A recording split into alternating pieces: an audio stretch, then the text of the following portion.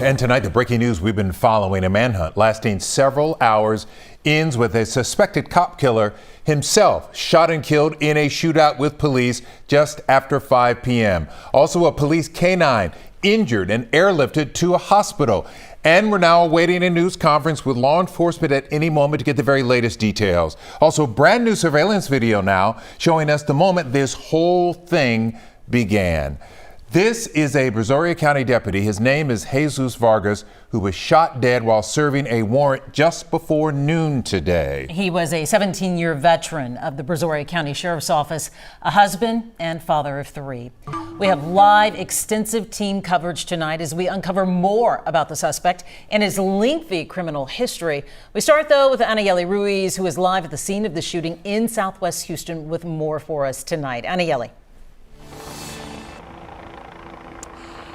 Well, guys, I just want to tell you guys, still a very active scene out here. Lots of officers are still in the area. We're waiting for the police chief to be able to come down here and give us more information. But I want to walk you guys through what happened within the last 2 hours. We were in the parking lot as they were searching for the suspect. We were actually right over there. And I want to show you guys, that's where the scene actually originally started. Right over there, that's where the shooting happened. I just spoke to some employees at a business right here, and they say the suspect rocked right in front of all of these businesses you see here, and they tell us that they believe he was actually hiding in the back. They believe, obviously they were really scared because they say they go and dump the trash in the back of this property, and they believe that he might have been hiding there the entire time. Now, when we were in the parking lot, guys, we heard gunshots going off, and we saw officers rushing this way to make their way over here. And then shortly minutes after, that's when we saw that they loaded up a canine into a chopper. And then we saw lots of peace in the area, and we believe that's obviously shortly after, that's when the suspect died out here in the scene. Again, we see lots of officers gathered in that corner, and that's where we believe the shooting actually occurred. And of course, we're waiting for the police chief to arrive here. Lots of other people. I see the DA just arrived, Sean Tier, here to the scene. Again, lots of heavy presence from all law enforcement agencies across the area. We know that the U.S. Marshals are out here, constables are out here, HPD, DPS. Again, we saw two DPS choppers land out here in the area. But again, the businesses out here are pretty frightened. They said they didn't expect this, and they didn't expect that the suspect would still be here in the area. They said that they thought that the suspect had actually gone to the apartments just down the street, and were pretty shocked to see that he was still here when all of this transpired. And of course, we're going to wait for the police chief to be able to provide us with more details on what exactly happened and how they were able to get the suspect. Guys, we'll send it back to you. Very chaotic. Thank you for laying that out for us, Anayeli. And of course, you were showing the DA, Harris County DA, Sean Tier. He'll probably be part of that news conference. Thank you, Anayeli. All right, right now we want to go just across the same parking lot to Matt Doherty. Matt, what can you tell us about the effort to save that police canine? Well, first I want to show you where the search efforts ended, where that suspect was ultimately shot and killed. It's going to be right on the side of this strip center here, next to the O'Reilly's Auto Parts store.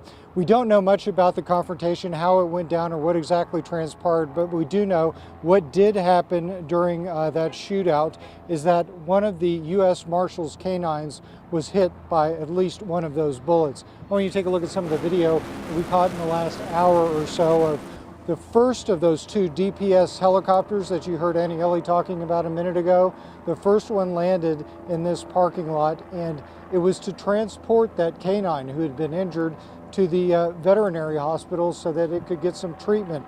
We still don't know the condition that it's in right now, but we do know as of last update that it was in stable condition. However, you know, those things can change very quickly, but we do know as of about 30 minutes or so ago that that U.S. Marshals federal canine is in stable condition. So we're all hoping for the best from him.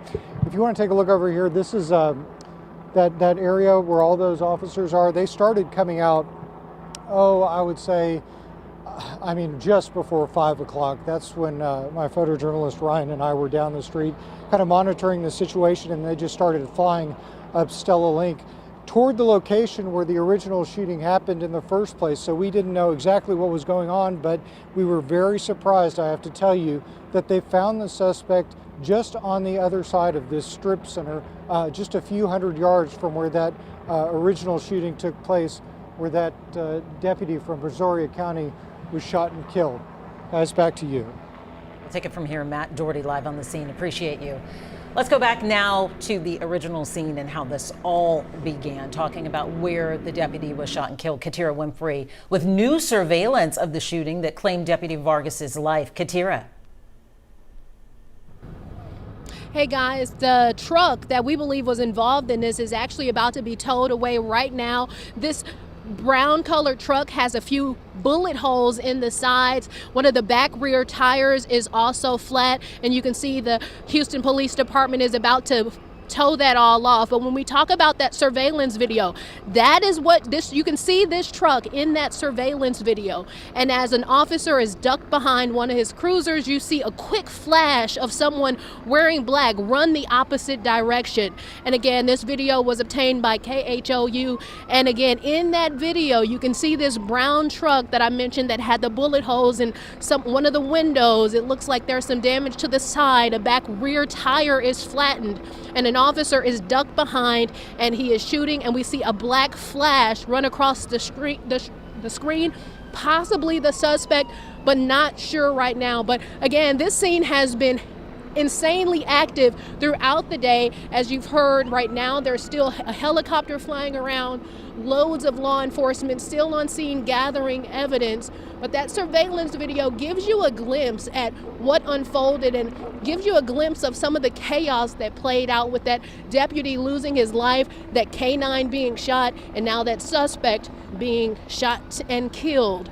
Of course, we will continue to be out here and monitor this information and hopefully get a better idea of why this started, what happened. As we mentioned earlier, from one of our sources who spoke to KHOU, it said the suspect actually pulled up and was a passenger inside this truck, and he got out and opened fire. Of course, police have not given much information, but we are hoping to get new details as we lead into this news conference, or more information from the district attorney, police, and possibly Mayor Whitmire. But again, Houston Police has that truck unloaded up in this tow truck, likely ready to set off any time now. But in that surveillance video, you can see this truck still sitting there and a person flashed from the side of it, possibly connected to all of this. But of course, we'll bring you all we know as we get it. Back to you guys. We hope to learn more at any moment now. We're awaiting a news conference with law enforcement. Katira Winfrey there, thank you. And speaking of law enforcement, members area-wide are remembering Deputy Jesus Vargas as a dedicated public servant. He was a member of the U.S. Marshals Gulf Coast Violent Offenders Task Force, and sadly now leaves behind a loving wife and children. Devastating day for the law enforcement family and for his family. Trayson Bragg joins us live outside Bentop Hospital, where the deputy was taken and later died. Trayson, tough blow for the community of law enforcement. Absolutely. You all said it perfectly there. I mean, a tough blow for the law enforcement community, a tough blow for our entire community. This is news obviously none of us want to hear. And as you mentioned, after the shots rang out this morning, Deputy Vargas was brought here to Ben Taub Hospital. He was in that emergency room.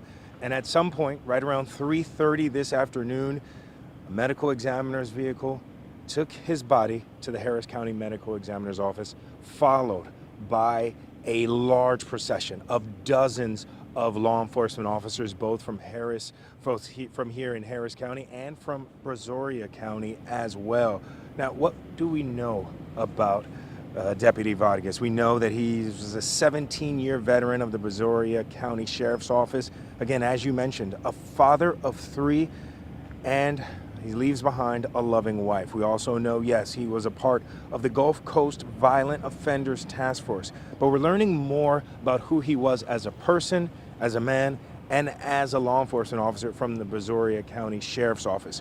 In a post on social media, They call him a dedicated public servant known for his integrity, compassion, and commitment to our community, calling Deputy Vargas as well more than a team member, saying that he was a friend, a mentor, and an inspiration to everyone he knew. Now, I will say I spoke to the Brazoria County Sheriff, Bo Stallman, off camera today, and he was visibly shaken, obviously, by what took place today. Hear what else he had to say about his fallen deputy.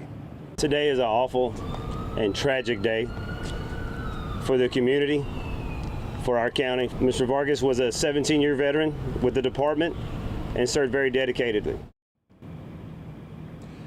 Now, we also want to point out as well that Chief Noe Diaz of the Houston Police Department also said today about Deputy Vargas that he died doing God's work, that he died working to make this community a safer place. Words that I think none of us will forget anytime soon. I'll send it back to you all. We'll take it from here. Trace and Bragg tonight outside Bentham Hospital. Thank you.